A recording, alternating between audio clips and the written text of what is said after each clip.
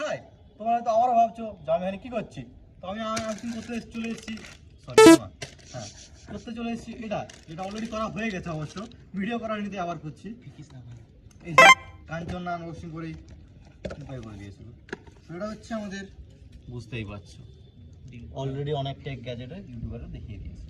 এটা হচ্ছে tripod, sorry উল্টো দিয়ে টানছি, এদিকে টানতে হয় হ্যাঁ এদিকে টানতে হয়, বুঝতেই পারছো পিন এক্সপিরিয়েন্স। প্রবাবলি এটা লিঙ্ক শর্টসে ডিসক্রিপশনে সরি পিন কমেন্টে পেয়ে যাবে আশা করছি, কারো দরকার থাকলে।